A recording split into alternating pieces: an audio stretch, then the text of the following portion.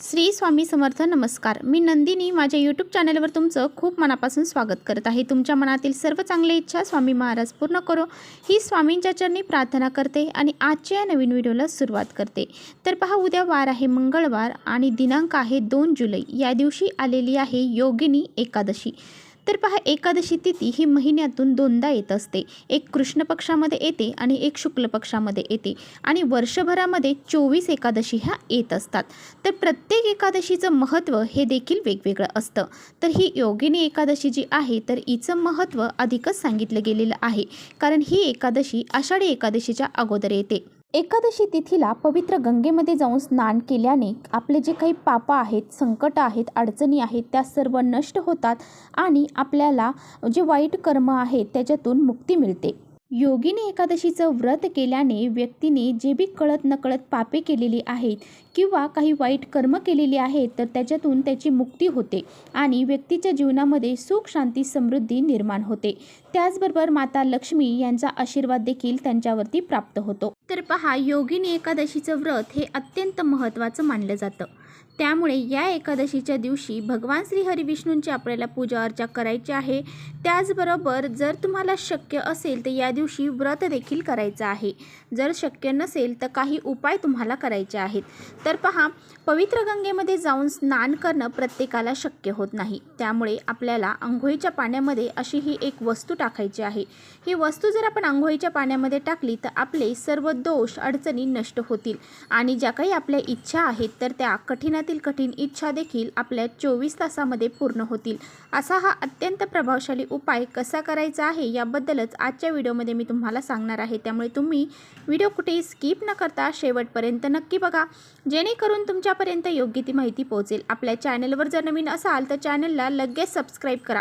असेच माहितीपूर्ण व्हिडिओ पाहण्यासाठी बेल आयकॉनलाही प्रेस करा, म्हणजे मी जेव्हा नवीन व्हिडिओ अपलोड करेन त्याचं नोटिफिकेशन सर्वात अगोदर तुम्हाला भेटेल आणि तुम्ही एकही व्हिडिओ मिस करणार नाही.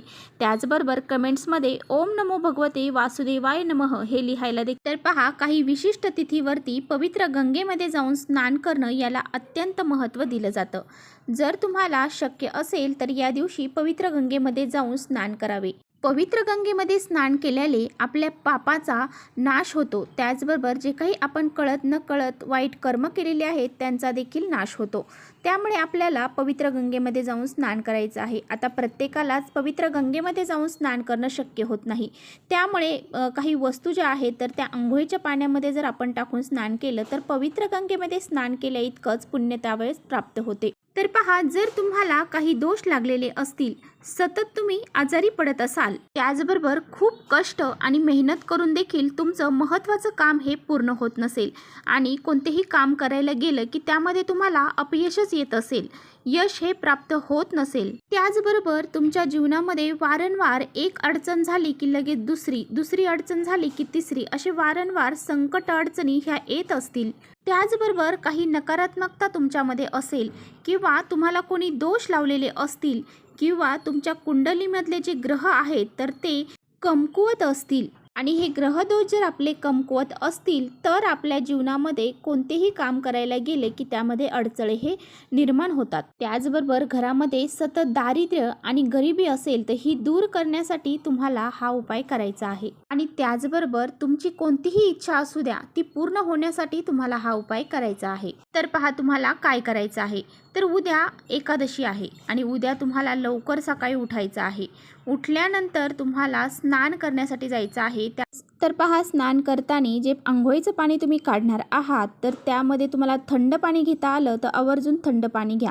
नाही शक्य तर जे गरम पाणी केलेलं असेल ते घ्या. तर पहा, ह्या आंघोळीच्या पाण्यामध्ये सर्वात महत्त्वाची वस्तू आपल्याला टाकायची आहे ती म्हणजे हळद. एकादशी तिथीला पिवळ्या वस्तूंना विशेष असं महत्त्व दिलं जातं. भगवान श्री हरिविष्णूंना हळदीचा टिळक हा अतिशय प्रिय आहे. म्हणूनच आपण आंघोळीच्या पाण्यामध्ये थोडीशी चिमूटभर हळद ही घालायची आहे. तर त्याचबरोबर हळद आपण पाण्यामध्ये टाकल्यामुळे आपला गुरुग्रह जो आहे तर तो मजबूत होतो. यामुळे तुमच्या ज्या काही मनोकामना आहेत त्या देखील पूर्ण होतात आणि तिच्या जीवनामध्ये येणारे अडथळे देखील दूर होतात. आणि म्हणूनच थोडीशी हळद ही आपल्याला अंघोळीच्या पाण्यामध्ये टाकायची आहे. त्याचबरोबर थोडंसं गंगाजल देखील आपल्याला अंघोळीच्या पाण्यामध्ये टाकायचं आहे. 1 चम्मचभर गंगाजल तुम्ही टाकू शकता. हे गंगाजल तुम्ही पवित्र गंगेमधून घेऊन आलेला असताल तरी चालेल. त्याचबरोबर जर तुमच्याकडे पवित्र गंगेमधून घेऊन आलेलं नसेल तर जे पूजाचं साहित्य भेटतं त्या ठिकाणी तुम्हाला हे गंगाजलची बॉटल मिळून जाईल. आता पहा, गंगाजल तुमच्याकडे नसेल तर गोमूत्र देखील तुम्ही यामध्ये टाकू शकता. त्याचबरोबर जर तुमच्या घराजवळ एखादं पिंपळाचं झाड आहे तर त्या पिंपळाच्या झाडाचे एक पान तुम्हाला आणून त्या अंघोळीच्या पाण्यामध्ये टाकायचं आहे. कारण या दिवशी भगवान श्री हरी विष्णू आणि माता लक्ष्मी या पिंपळ वृक्षामध्ये वास करत असतात. आणि जर आपण एक अंघोळीच्या पाण्यामध्ये जर हे पिंपळाचं पान टाकलं आणि त्यामुळे आपल्या ज्या जीवनामध्ये अडचणी आहेत त्या देखील निघून जातील आणि माता लक्ष्मी भगवान विष्णू यांचे कृपा आशीर्वाद आपल्याला प्राप्त होतील. जर तुम्हाला पिंपळाचं पान भेटलं नाही तर तुम्ही या दिवशी अंघोळीच्या पाण्यामध्ये तुळशीपत्र हे टाकू शकता. या सर्व वस्तू टाकून तुम्हाला अंघोळ ही करायची आहे. तर पहा, अंघोळ करताना एकादशी तिथीला चुकूनही आपल्याला अंगाला साबण लावायचा नाही. फक्त आपल्याला पाण्यानेच हे स्नान करायचं आहे. बरेच जण हे स्नान करताना चुका करतात. स्नान करत असताना कुणी डायरेक्ट डोक्यावर पाणी टाकतं, कुणी डायरेक्ट गुडघ्यावर पाणी टाकतं. तर असं करायचं नाही. तर आपल्याला कशा पद्धतीने स्नान करायचं आहे तर पहा, 1 मग भरून घ्यायचा आहे आणि तो उजव्या खांद्यावरती आपल्याला सर्वात प्रथम टाकायचा आहे. त्यानंतर दुसरा मग भरून घ्यायचा, तो डाव्या खांद्यावरती टाकायचा. त्यानंतर तिसरा मग भरून घ्यायचा, तो डोक्यावरती टाकायचा. अशाच पद्धतीने तुम्हाला हे स्नान करायचं आहे. आणि स्नान करत असताना ओम नमो भगवते वासुदेवाय नमः या मंत्राचा जप देखील आपल्याला करायचा आहे. त्यानंतर अंघोळ झाल्यानंतर तुम्हाला आपल्या देवघरातील देवपूजा करायची आहे. त्यामध्ये तुम्हाला भगवान श्री हरी विष्णू आणि माता लक्ष्मी यांच्यावरती पंचामृताने अभिषेक करायचा आहे आणि त्यांची विधिवत पूजा करायची आहे. त्यांना आवडणारे पिवळे फुलं त्यांना अर्पण करायचे आहेत. पिवळा नैवेद्य त्यांना दाखवायचा आहे. यामध्ये तुम्ही पिवळी केळी सुद्धा नैवेद्यामध्ये ठेवू शकता. अशा पद्धतीने विधिवत आपल्याला पूजा करायची आहे. यानंतर त्यांना तुळशीपत्र या दिवशी आवर्जून अर्पण करायचं आहे.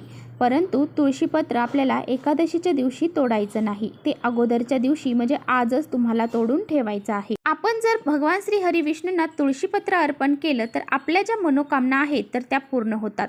म्हणून जेव्हा तुम्ही तुळशीपत्र भगवान विष्णूंना अर्पण करणार आहात त्यावेळेस तुम्हाला तुमची इच्छा जी आहे तर ती व्यक्त करूनच ते तुळशीपत्र अर्पण करायचं आहे.